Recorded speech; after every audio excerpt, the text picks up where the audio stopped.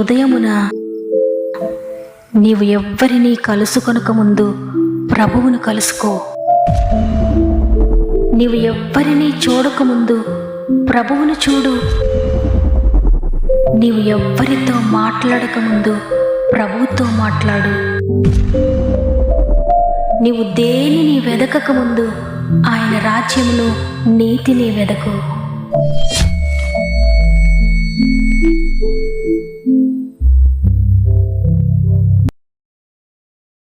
Praise the lord.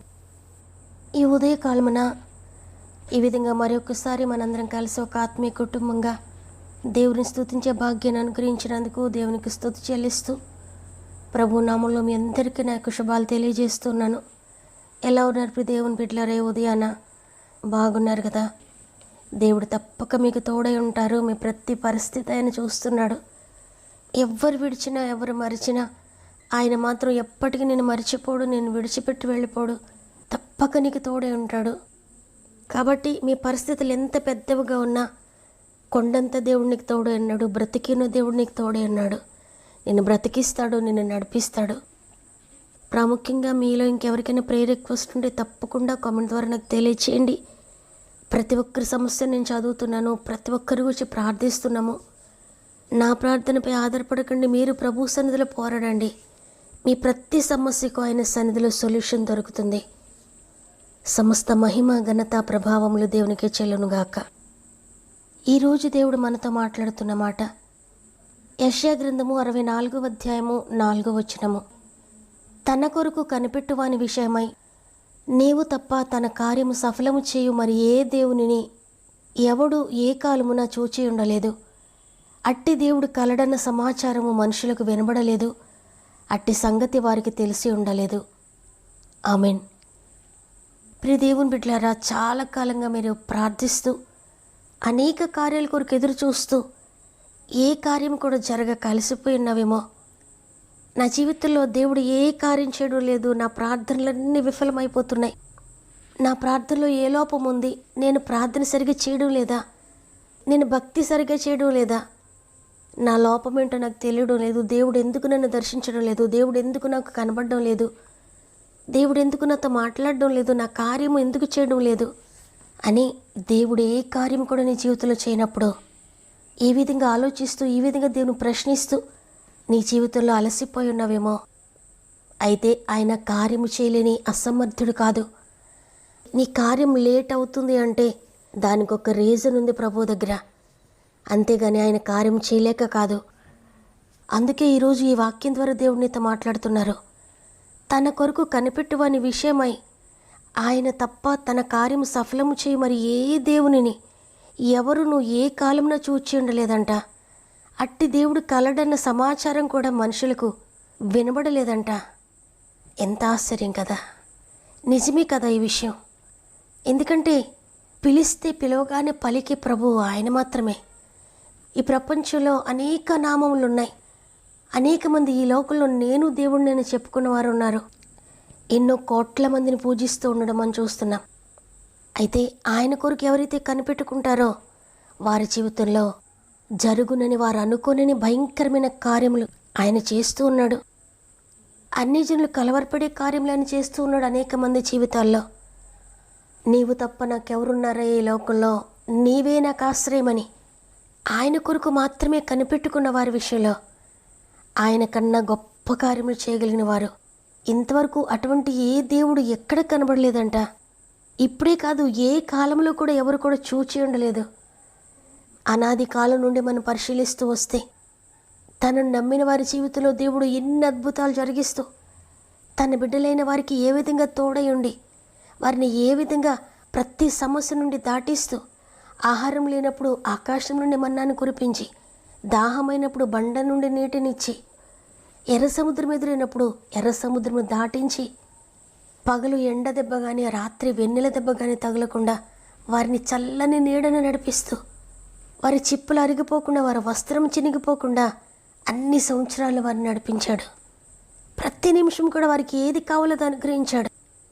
మన్నా సరిపోవడం లేదయ్యా, మాకు మాంసం కావాలంటే అన్ని లక్షల మందికి మాంసం అనుగ్రహించాడు ఆయన. మోషే అన్నాడు, ఏంటి తండ్రి ఎన్ని లక్షల మందికి మీరు మాంసం ఎట్లా పెడతారు? ఎన్ని మేకలను కొయ్యాలి, ఎన్ని గొర్రెలను కొయ్యాలి, సముద్రంలోని ఎన్ని చేపలను పడితే వీరందరికీ సరిపోతాయి? ఏం చేస్తే వీరికి మాంసం పెట్టగలుగుతాం తండ్రి? ఈ విధంగా వాగ్దానం చేసేవేంటన్నాడు. యెహోవా బాహు తక్కువైపోయిందా? నాకు అసాధ్యమైంది ఏదైనా కలదా? నేను చెయ్యలేనా? సృష్టించడానికి నాకు ఏ పదార్థం అక్కర్లేదు. ఏమీ లేని చోట, శూన్యంగా ఉన్న చోట నేను సృష్టి చేయగలను, భయపడొద్దు అని చెప్పి అన్ని లక్షల మందికి ఉదయానికెల్లా మాంసాన్ని దయచేశాడు దేవుడు. అంటే తన బిడ్డలు సంతోషంగా ఉండాలన్నదే ఆయన యొక్క చిత్తము.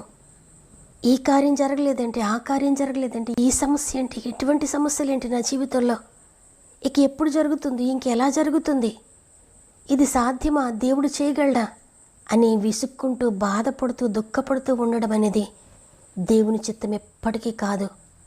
నిజముగా తన కొరకు ఎవరైతే కనిపెట్టుకుంటారో వారి జీవితంలో కార్యము తప్పక సఫలం చేస్తాడాయన. ఆ విధంగా చేసే దేవుడు ఎక్కడ ఎవరికి కూడా కనబడలేదంట. కాబట్టి ఈరోజు ఈ మాటలు వింటున్న ప్రియ సహోదరి, ప్రియ సహోదరుడా, ఇంతవరకు నా దేవుడు నా జీవితంలో ఏ కార్యం చేయలేదని ఎన్నో సంవత్సరాలుగా కనిపెడుతున్నాను, ప్రార్థిస్తున్నాను, కానీ ఒక్కటి కూడా దేవుడు నా జీవితంలో చేయలేదని ఇంతవరకు అలసిపోయి ఉన్నావేమో. అయితే ఈ వాగ్దానం నీ కొరకే. తన కొరకు కనిపెట్టుకుని వారి విషయమై కార్యం సఫలం చేసే దేవుడు ఆయన తప్ప మరికి ఎవ్వరూ లేరు. ఆయన ఒక్కడే సమర్థుడు నీ జీవితంలోని ప్రతి కార్యాన్ని సఫలం చేయడానికి. కాబట్టి ఆయన కొరకు కనిపెట్టుకో. ఇంతవరకు ఆయన చేయగలడా, చేయలేడా, ఆయనకు సాధ్యమా, సాధ్యం కాదా, ఇది వినబడుతుందా ఆయనకు, నా ప్రార్థన ఆయన దగ్గర వరకు వెళుతుందా అనే డౌట్ నీ హృదయంలో ఉండగా నేను ప్రార్థన చేస్తూ ఉన్నావేమో.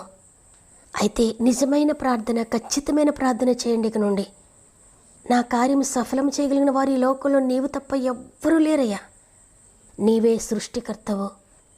శూన్యముగా ఉన్న నా జీవితంలో సృష్టించడం నీకు మాత్రమే సాధ్యమయ్యా అని ఖచ్చితంగా ప్రభువుని అడగండి. 100% నమ్మండి.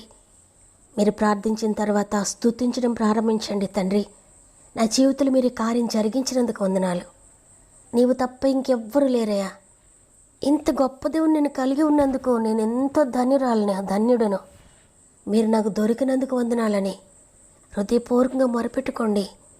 త్వరలోనే, వితిన్ డేస్లోనే మీ జీవితంలో అద్భుతం చూడబోతున్నారు. తన కొరకు కనిపెట్టు వారికి కార్య సఫలము చేయు దేవుడు నీవు తప్ప ఎవని నిన్నడు చూచియుండ లేదుగా. నీవు తప్ప ఎవని నిన్నడు చూచియుండ లేదుగా. గగనము చీల్చుకొని దిగి వచ్చెదవు నీవు.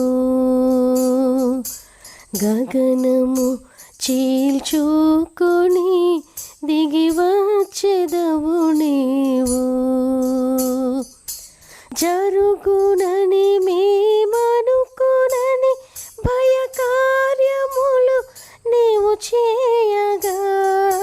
జరుగునని మేమనుకునని భయకార్యములు నీవు చేయగా. అన్యజనులు కలవరింతురు దిగి వచ్చెదవుగా. గగనము చీల్చుకొని దిగి వచ్చెదవు నీవు. గగనము చీల్చుకొని దిగి వచ్చెదవు నీవు. తండ్రి, నీకు వందనాలు. ఈరోజు సజీవులంగా లేచి నిన్ను స్తుతించడానికి, నిన్ను ఘనపరచడానికి, ప్రార్థించడానికి మీరు ఇచ్చిన గొప్ప అవకాశం బట్టి నీకు స్తుతులు తండ్రి. ఈరోజు మరలా మాతో మాట్లాడారు. తన కొరకు కనిపెట్టుకున్న వారి విషయమై నేను తప్ప కార్యం జరిగించే వారి లోకలు ఎవరున్నారు, ఏ జన్మలో ఎవరు ఏ సమయమున చూచి ఉండలేదని నీ వాక్కు సెలవిచ్చిందయ్యా. అవును తండ్రి, ఒక కన్న తండ్రిలా ప్రేమిస్తూ తండ్రి అని పిలవగానే పలికి మా యావత్ బాధను మీరు భరించి, మా సమస్యలన్నిటి కూడా మీరు భరించి సమస్యలో తండ్రి అని పిలువగానే మీరు హాజరయ్యి మా ప్రక్కన నిలిచి మాకు ధైర్యం ఇచ్చి మాకు తోడుగా ఉండి నడిపిస్తున్న దేవా నీకు వందనాలు. ఇంకా ఎవరైతే నిన్ను తెలుసుకోలేక ఉన్నారో, ఇంకెవరైతే నీ ప్రేమను పొందుకోలేదో, ఇంకెవరైతే నీ శక్తిని పొందుకోలేదో, నీ సహాయాన్ని పొందుకోలేదో తండ్రి, వారెవ్వరు కూడా నశించిపోకూడదు నాయన. సృష్టికర్తమైన నీవు తండ్రిగా దొరకడం అంటే ఎంత అదృష్టము తండ్రి. అయ్యా, ఇంత అదృష్టాన్ని ఈ ప్రపంచంలో ఒక్కరు కూడా కోల్పోకూడదు. ఒక కన్న తండ్రిలా ప్రేమించే మిమ్మల్ని ప్రతి ఒక్కరూ కూడా తెలుసుకోవాలి. నీ ద్వారా అనేక కార్యములు పొందుకోవాలి తండ్రి. ఈ లోకాన్ని విడిచిన తర్వాత నిత్య జీవాన్ని పొందుకోవాలి నాయన. ఎవ్వరు నష్టపోడు, ఎవరు నశించిపోవడం నీకు ఇష్టం లేదు. అంతటా అందరూ మారు మనసు పొందాలని నువ్వు కోరుకుంటున్నావు తండ్రి. ప్రతి ఒక్కరిని మీ బిడ్డలుగా చేసుకోండి, ప్రతి ఒక్కరిని దర్శించండి, మాట్లాడండి నైనా. నిత్య రాజ్యంలో అందరూ సంతోషంగా ఉండాలయ్యా. అట్టి భాగ్యాన్ని మా బంధువులకు, స్నేహితులకు, ఆత్మీయులకు, ఈ ప్రపంచంలో ఉన్న ప్రతి ఒక్కరికి కూడా దయచేయమని వేడుకుంటున్నాను. ప్రాముఖ్యంగా తండ్రి, ఎంతమంది అయితే సమస్యల శోధనలో ఉండి వారి ప్రార్థన అవసరాలు తెలియజేస్తున్నారో అందరినీ కూడా నేను చేతులకు అప్పగిస్తున్నాను. అయ్యా, నీ రక్తాన్ని ప్రతి ఒక్కొక్కరి మీద ప్రోక్షించుకుంటున్నాను. ప్రతి కుటుంబంలో ప్రోక్షించుకుంటున్నాను. ప్రతి సమస్య మీద ప్రోక్షించుకుంటున్నాను. అయ్యా, పాప భారంతో, శాప భారంతో, వ్యసనాల భారాన్ని మొయ్యలేకి ఎంతమంది ఉన్నారో యేసునామములో విడుదల ప్రకటిస్తున్నాను.